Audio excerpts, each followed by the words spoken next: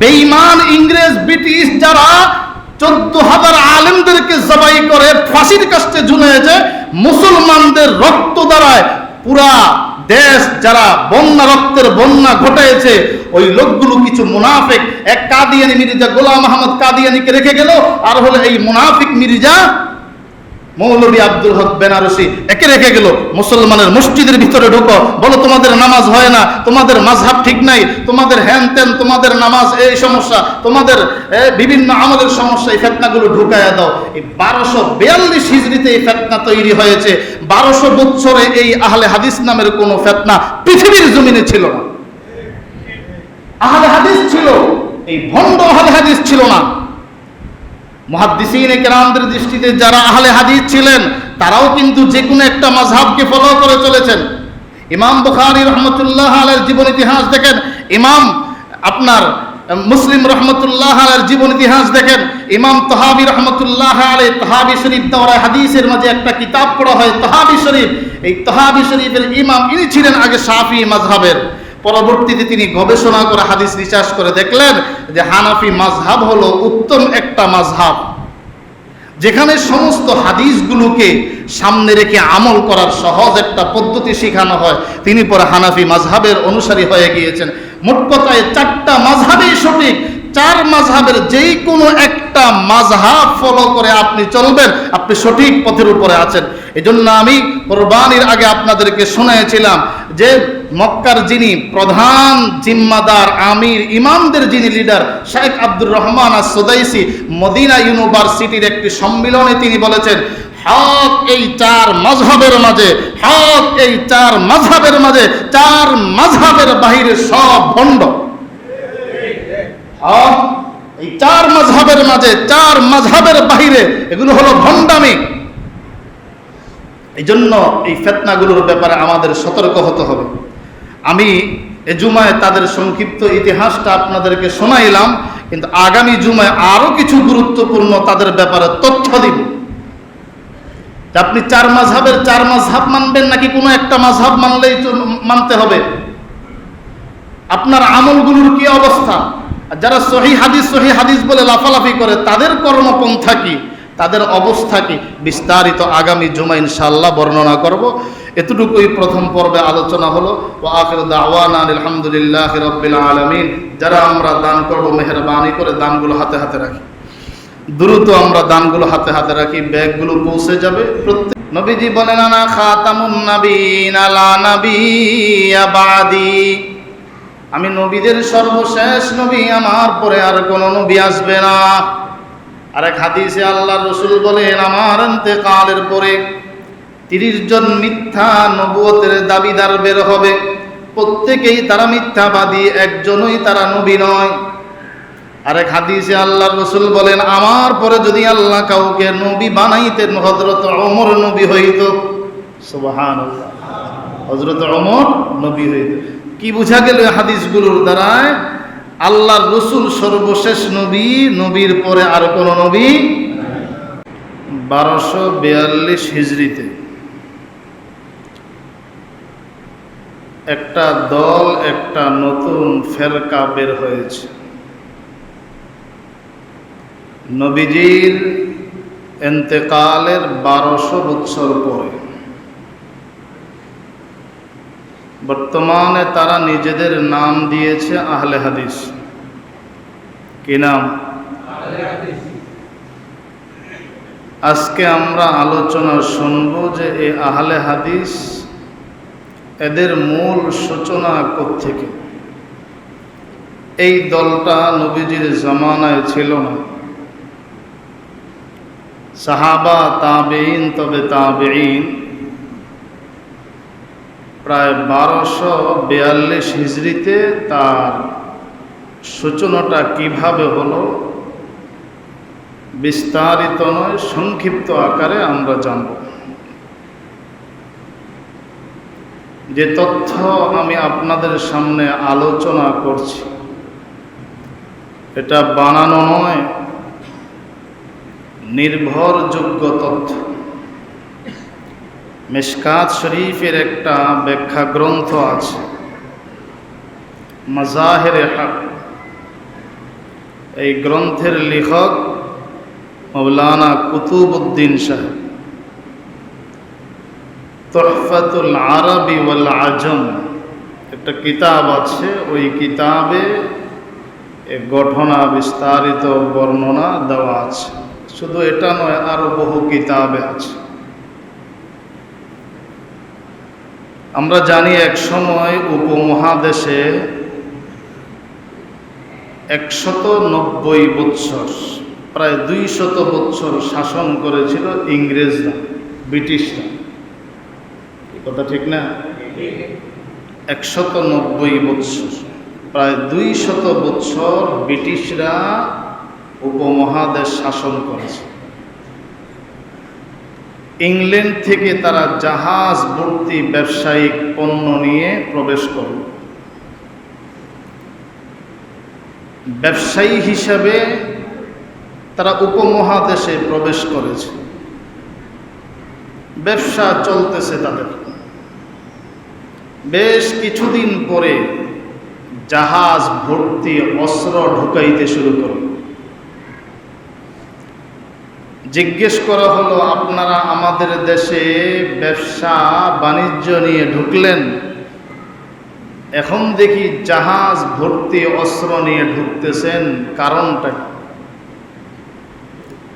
বলতেছে, তোমাদের নিরাপত্তা দেওয়ার জন্য, তোমাদের নিরাপত্তা দেওয়ার জন্য। অস্ত্র ঢুকাইতে ঢুকাইতে যখন তাদের উদ্দেশ্য পুরা হয়ে গেল, এবার দেশ শাসনের নামে অত্যাচার, জুলুম, নির্যাতন মুসলমানদের উপরে শুরু করে দিল। 1857 খ্রিস্টাব্দে প্রায় 50,000 মুসলমানকে তারা মেরে ফেলেছে। 1864 থেকে 67 পর্যন্ত এই 3 বৎসরে সারা দেশের বাছাই করা 14,000 আলেমকে মেরে তারা ফাঁসিতে ঝুলিয়েছে। সাধারণ অত্যাচার, জুলুম, নির্যাতন বলে শেষ করা যাবে না। গাছে গাছে আলেম হাফেজদের লাশ তারা ঝুলিয়েছিল। এই যুদ্ধ কেন শুরু হলো? তাদের অত্যাচার, তাদের এই অবস্থা, ভিতরের খারাপি, ইসলাম বিরোধী শক্তির মোকাবেলায় তৎকালীন দেশের সবচাইতে বড় একজন আলেম শাহ আব্দুল আজিজ মুহাদ্দিসে দেহলভী রহমতুল্লাহ আলাইহি ঘোষণা দিয়েছেন যে এই ব্রিটিশদের বিরুদ্ধে মুসলমানদের জিহাদ করা ফরজ। তাদের হাতে আমাদের জান মাল হেফাজতের কোনো সুযোগ নেই। যুদ্ধ শুরু হয়ে গেল, যুদ্ধ চলতেছে, মুসলমান নিজের জীবন বিসর্জন দিচ্ছে। যুদ্ধ করতে করতে এক পর্যায়ে দেখলো গুলি করেও অস্ত্র ঠেকিয়ে এই মুসলিম জাতিকে ঠান্ডা করা যাচ্ছে না। দেশ তাদের ছাড়তেই হবে। কঠিন পরিস্থিতিতে তারা গবেষণা করলো, তদন্ত করলো, আমাদের এত অস্ত্র শস্ত্রের মোকাবেলায় আমরা এখনো জয়লাভ করতে পারলাম না, কারণটা কি, রহস্যটা কি? তদন্ত কমিটি রিপোর্ট দিল, যেটা আর কিছু নয়, এটা হলো মুসলমানদের ঈমানি শক্তি। মুসলমানদের কিসের শক্তি? অনেকে রাজনীতি করে পদের জন্য, এমপি হবে, মন্ত্রী হবে। অনেকে রাজনীতি করে কানাডায় বাড়ি বানাবে, কোটি কোটি টাকার পাহাড় বানাবে।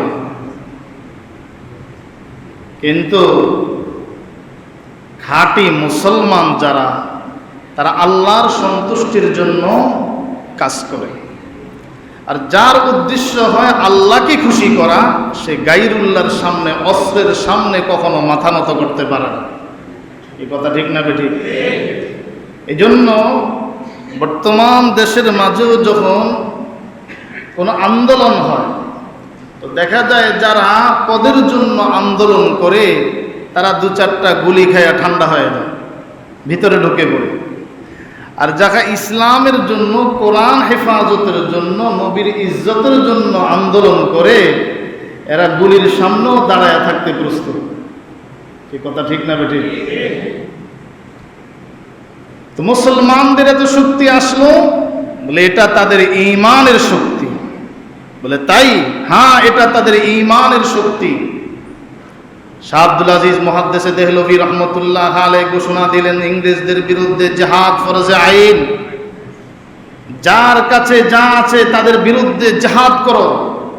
এই জিহাদে অংশগ্রহণ করেছেন সারা দেশের শীর্ষস্থানীয় উলামায়ে কেরাম। দারুল উলুম দেওবন্দের প্রতিষ্ঠাতা কাসেম নানুতুবি রহমতুল্লাহ আলাইহি, রশিদ আহমদ গঙ্গুই রহমতুল্লাহ আলাইহি, মাহমুদুল হাসান দেওবন্দি রহমতুল্লাহ আলাইহি, হুসাইন আহমদ মাদানী রহমতুল্লাহ আলাইহি সহ বহু বিজ্ঞ উলামায়ে কেরাম যুদ্ধের নেতৃত্ব দিয়েছেন। যুদ্ধটা ছিল মুক্তিযুদ্ধ। তখন পাকিস্তান আলাদা ছিল না, ভারত বাংলাদেশ আলাদা ছিল না, সবই ছিল এক, পুরা উপমহাদেশ। যদি ওই যুদ্ধ না হতো আর ওলামাদের ফতোয়া না আসতো, তা আজও পর্যন্ত এই ভারত, বাংলাদেশ, পাকিস্তানের মুসলমানগুলো ওই ব্রিটিশদের গোলাম হয়ে বসবাস করতে হতো। ওলামায়ে কেরামদের এক ফতোয়া, আল্লাহ তাআলা পাকিস্তান আলাদা স্বাধীন রাষ্ট্র হয়েছে, ভারত আলাদা হয়েছে, পরবর্তীতে বাংলাদেশও স্বাধীন রাষ্ট্র ঘোষণা হয়েছে। ওরা চিন্তা করলো, পারলাম না। ব্রিটিশরা চিন্তা করলো, ইংরেজরা চিন্তা করলো, মুসলমানদের এত হত্যা করে, এত মেরে, এত গুলি বর্ষণ করে তাদেরকে ঠান্ডা করতে পারলাম না। তাদের ইমানের পাওয়ারে তারা বেঁচে গেল। এবার তারা যাওয়ার বলে, বিদায় যখন আমরা নিব, তোমাদের ইমানের 12টা বাজায় ছাড়ো। তারা কিছু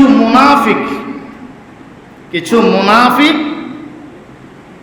টাকার বিনিময়ে কিনে সমাজে ছেড়ে দিল। এরকম একজন মুনাফিকের নাম ছিল মির্জা গোলাম আহমদ কাদিয়ানী। তাকে দায়িত্ব দেওয়া হলো, তোমার দায়িত্ব হলো তুমি নিজেকে নবী দাবি করে বসবা। অথচ আল্লাহর রাসূল শেষ নবী। এ একজন মুনাফিক তৈরি করে দিল, তোমার কাজ হলো সবাই তো মানবে না, কিছু মানবে। তো কিছু যখন মানবে, ঝগড়া শুরু হবে, মুসলমানের মাঝে ঝগড়া শুরু হয়ে যাবে। আর এদিক দিয়ে একদল ঈমান হারা হয়ে যাবে। 2 নাম্বার আরেকজন মুনাফিককে তৈরি করল। ওই মুনাফিকের নাম হলো মৌলভী আব্দুল হক বেনারসি। কি নাম? মৌলভী আব্দুল হক বেনারসি। খুব মনোযোগ দিয়ে শোনেন। ফিতনা যদি কেউ করতে চায়, তার বিষয়, তার সাথে তবে সঠিক ইতিহাস আমাদের জানতে হবে। এবং এই আলোচনাগুলো যদি মনোযোগ দিয়ে আপনারা শোনেন আজকের এবং সামনের জুমা সহ, আশা করি কিছুটা ধারণা আপনাদের চলে আসবে যে ফিতনা কোত্থেকে হচ্ছে। আল্লাহ রাসূল বলেছেন, ইন্না বানি ইসরাঈলা তাফাররাকাত আলা সিনতাইনি ওয়া সাবঈনা মিল্লাহ। বনি ইসরাইল 72 দলে বিভক্ত ছিল। কত দলে? বনি ইসরাইল 72 দলে বিভক্ত ছিল। ওয়া উম্মতি ওয়া তাফতারিকু উম্মতি আলা সালাসিন ওয়া সাবঈনা মিল্লাহ। আমার উম্মত 73 দলে বিভক্ত হবে। কয় দল? 73 দলে বিভক্ত হবে। নবীজির হাদিস, আল্লাহর রাসূল বলেন, কুল্লুহুম ফিন্নারি ইল্লা ওয়াহিদা। সবাই জাহান্নামে যাবে, সব দল জাহান্নামে যাবে, একদল আল্লাহর জান্নাতে যাবে। একদল কোথায় যাবে? ৭৩ দলের মাঝে ৭২ দল হবে জাহান্নামী, একদল হবে জান্নাতি। সাহাবায়ে কেরাম প্রশ্ন করলেন, ইয়া রাসূলুল্লাহ, মান হিয়া ইয়া রাসূলুল্লাহ, ওই জামাত, ওই হক দলটা কোন দল? আল্লাহর রাসূল বলেন, মা আনা আলাইহি ওয়া আসহাবিহি, আমার পথ এবং আমার সাহাবীদের পথে যারা চলবে, আমার পথ এবং আমার সাহাবীদের পথে যারা চলবে তারা হলো সত্যবাদী, তারা হক জামাত, তারা হলো মুক্তিপ্রাপ্ত দল, তারা হলো জান্নাতি দল। আল্লাহ ওই দলের অনুসারী আমাদের সবাইকে করে দেন, সকলে বলি আমিন। তো বলতেছেন 2 নাম্বার মুনাফিক তৈরি করলেন এই মৌলবী আব্দুল হক বেনারসি। ওকে দায়িত্ব দেওয়া হলো, ডলার যত প্রয়োজন দেওয়া হবে, তবে ডিউটি পালন করতে হবে। ডিউটি হলো, মুসলমানদের মাঝে বিভিন্ন দল আছে, কেউ আওয়ামী লীগ, কেউ বিএনপি, কেউ জাতীয় পার্টি, এখন যেগুলো আছে, তৎকালীন জমানায় এরকম বিভিন্ন দল ছিল, কিন্তু মসজিদে আসলে দেখা যায় সব এক তরিকায় নামাজ পড়ে। কি কথা ঠিক না বেঠিক? সব এক ডিজাইনের নামাজ। এখানে নামাজে তাদের মাঝে কোনো মত পার্থক্য নাই, মসজিদে তাদের মাঝে কোনো দ্বন্দ্ব নাই, তারাবি পড়ে 20 রাকাত, কোনো দ্বন্দ্ব নাই, জানাজার নামাজ পড়ে কোনো দ্বন্দ্ব নাই, জুমার নামাজ পড়ে কোনো দ্বন্দ্ব নাই। সব দল সমানভাবে তারা নামাজ আদায় করে। এখন তাদের এই ইবাদতের মাঝে বিশৃঙ্খলা সৃষ্টি করতে হবে, এটা তোমার দায়িত্ব। তোমার দায়িত্ব দেওয়া হলো, তুমি বলবা যে তোমরা যেই নামাজ পড়ো এই নামাজ হয় না, তোমরা যেই নামাজ পড়ো এই নামাজ। এই স্লোগান কখন থেকে দেওয়া হলো? 1242 হিজরিতে। এই মৌলবী আব্দুল হক বেনারসি ভারতের পাঞ্জাবে গেল। পাঞ্জাবে যাওয়ার পরে সে একটা সমাজের মাঝে হঠাৎ স্লোগান উঠায়া দিল যে 4 মাযহাব, হানাফি মাযহাব, শাফি মাযহাব, হাম্বলি মাযহাব, মালিকি মাযহাব, কোনো মাযহাব মানা যাবে না। ওই মাযহাব মানলে তোমরা মুশরিক হয়ে যাবে, তোমাদের নামাজ হচ্ছে না, এই নামাজ পরিবর্তন করতে হবে।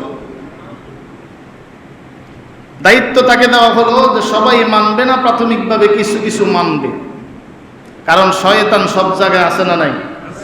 শয়তান সব জায়গায় আছে না নাই? এ বিষয়ে পাঞ্জাবের মুসলমান তারা এসেছেন সৈয়দ আহমদ বেরলভী রহমতুল্লাহ আলাই, সৈয়দ ইসমাইল শহীদ রহমতুল্লাহ আলাইয়ের কাছে। তৎকালীন বড় বড় আলেম যারা, এদের কাছে এসে অভিযোগ করেছেন যে আমাদের এলাকায় নতুন একটা ফিতনা সৃষ্টি হলো। ওরা বলতেছে যে এই 4 মাযহাবের কোনো মাযহাব মানা যাবে না, অথচ গোটা উপমহাদেশের মাঝে সবাই হানাফি মাযহাব অনুসরণ করে চলে। হানাফি মাযহাব, কোরআন হাদিসের যে ব্যাখ্যা হানাফি মাযহাবে দেওয়া আছে, ওই ব্যাখ্যা ফলো করে তারা চলছে। সবাই ঐক্যমত, কোনো দ্বন্দ্ব নাই। এই নতুন ফিতনা শুরু হয়ে গেল। তখন উলামায়ে কেরাম চিন্তা করলেন, বিষয়টা পরিষ্কার, এটা ইংরেজদের বানানো, ইংরেজদের বানানো টাকার কেনা এই মৌলবী আব্দুল হক বেনারসি। এখন যদি আমরা বলি তার কথা মানা যাবে না, শুরু হবে এলাকার মাঝে ফিতনা। তো এলাকার মাঝে ফিতনা হবে, ইংরেজদের যে উদ্দেশ্য যে মুসলমানের মাঝে দ্বন্দ্ব, এটা সহজে কি হয়ে যাবে? হাসিল হয়ে যাবে। তারা কৌশল করে একটা চিঠি লিখে পাঠাইলেন তৎকালীন জামানার হারামাইন শরীফের ইমাম, বড় বড় ইমামদের কাছে, যে পাঞ্জাবের মাঝে নতুন এক ব্যক্তি ফিতনা সৃষ্টি করেছে। মৌলবী আব্দুল হক বেনারসি নামে এই লোকটা বলতেছে 4 মাযহাব মানা যাবে না, 4 মাযহাবের কোনো মাযহাব মানা যাবে না, মানলে মুশরিক হয়ে যাবে।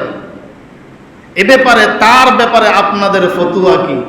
ফতুয়া উপমহাদেশের আমাদের আলেমরা দেন নাই, ফতুয়া চেয়েছেন সরাসরি তৎকালীন জামানার মক্কা মদিনার গ্রান্ড মুফতি ওনার কাছে ফতোয়া চাওয়া হয়েছে। ওনারা ঐক্যবদ্ধভাবে সিদ্ধান্ত দিয়েছেন, যেই লোকটা বলেছে মাযহাব মানা যাবে না, এই লোকটা নিঃসন্দেহে ফিতনাবাজ, এই লোকের কথা মানা যাবে না। সে যদি তার এই দাওয়াত থেকে বিরত না হয়, তাকে হত্যা করা ওয়াজিব, তাকে হত্যা করা। এই ফতোয়া তৎকালীন জামানার মক্কা মদিনার গ্রান্ড মুফতি দিয়েছেন, আমরা দেই নাই, যে তাকে হত্যা করা ওয়াজিব। এই ফতোয়া যখন পাঞ্জাবে দেওয়া হলো, যে মক্কা মদিনার গ্রান্ড মুফতি এই ফতোয়া দিয়েছেন, এই ফতোয়া শোনার সঙ্গে সঙ্গে এই মৌলভী আব্দুল হক বেনারসি দেখলো যে আমাকে তো হত্যার হুমকি চলে আসছে। এখন সে পাঞ্জাব ছেড়ে চলে গেল তার এলাকায়, বেনারস এলাকায়, সেখানে গিয়ে তার এই মিশন চলছে। আমাদের বর্তমান জামানায় যে সমস্ত ভাইয়েরা কলেজ ভার্সিটির ছাত্রগুলোর পিছনে মেহনত করে করে বুঝাইতেছে যে মাযহাব মানা যাবে না, মাযহাব মানা যাবে না, ইন্টারনেট শায়েখগুলোর বক্তব্য দিয়ে সমাজে বিশৃঙ্খলা সৃষ্টি করছে। যদি আজকে ইসলামী হুকুমত থাকতো, তাহলে সে আরবের ফতোয়া অনুযায়ী এদেরকে হত্যা করা হতো। কথা বলেন ঠিক না বেঠিক? কিন্তু আমরা ওই আইন, যেহেতু ইসলামী হুকুমত নাই, শাসন নাই, এই জন্য আমরা সে আইন হাতে নিব না। নেওয়ার জন্য, বুঝার জন্য আপনাদেরকে ইতিহাসটা শোনাচ্ছি। তাহলে এই আব্দুল হক বেনারসি যে মাযহাবের বিপক্ষে সর্বপ্রথম অবস্থান নিল, এই লোকটাকে ইংরেজদের বানানো না, ইংরেজদের টাকার কিনা, ডলার মাধ্যমে কিনা এই লোক সর্বপ্রথম মুসলমানদের মাঝে মাযহাবের বিরুদ্ধে ফতোয়া দিল। এবার আসেন যারা বলেন ইমাম আবু হানিফাকে মানা যাবে না, ইমাম শাফিঈকে মানা যাবে না, আহমদ ইবনে হাম্বলকে মানা যাবে না। তো ইমাম আবু হানিফার জন্ম তো হয়েছে 80 হিজরিতে, ইমাম আবু হানিফার ইন্তেকাল হয়েছে 150 হিজরিতে।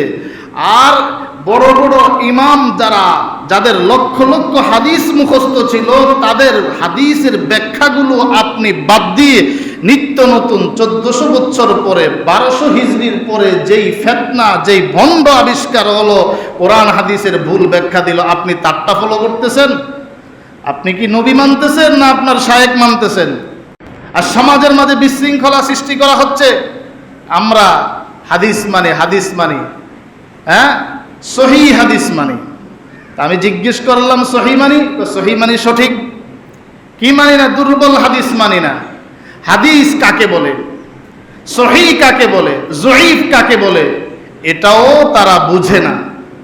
এজন্য বাংলাদেশের একজন মুনাজিরে জামান আল্লামা নুরুল ইসলাম অলিপুরি দামাত বারাকাতুহুম, তিনি বলেছেন সহি হাদিস কাকে বলে এটা বুঝতে হলে 10 বছর মাদ্রাসায় পড়াশোনা করতে হবে।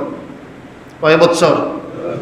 মাদ্রাসায় পড়াশোনা 10 বছর করে তারপরে বুঝতে হবে সহি হাদিস কাকে বলে, কারণ এটা লম্বা ব্যাখ্যা। এই জন্য 10 বছর ছাত্ররা মেহনত করার পরে তারপরে তাকে এই সবকটা দেওয়া হয়। হাদিস সহি কাকে বলে, হাসান হাদিস কাকে বলে, জয়ীফ হাদিস কাকে বলে, হাদিস কাকে বলে। সংক্ষেপে যতটুকু দ্বারা আপনারা বুঝবেন সহজে বুঝাচ্ছি। নবীজির কথা, নবীজির কাজ, নবীজির সমর্থন, এই 3 জিনিসের নাম হাদিস। বলেন হাদিস কাকে বলে?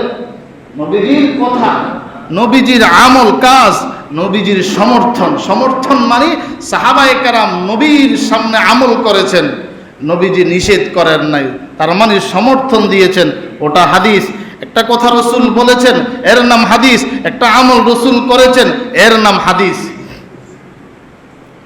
তো সহি কাকে বলে? সহি কাকে বলে? সহি মানে সঠিক। হাদিসের সহি হাদিস মুহাদ্দিসিনে কেরামের অর্থে, এই অর্থে সহি হাদিস, সঠিক হাদিস, এটা বোঝানো উদ্দেশ্য নয়। কারণ আপনি যদি হাদিস হলো রসুলের কথা, রসুলের আমল, আবার বলতেছেন সহি মানে সঠিক, তাহলে রসুলের এমন কোন কথা আছে যেটা দুর্বল? আপনারা কি মনে করেন আল্লাহর রসুলের কোনো কথা কি দুর্বল? আল্লাহর রসুলের কোনো কাজ কি দুর্বল?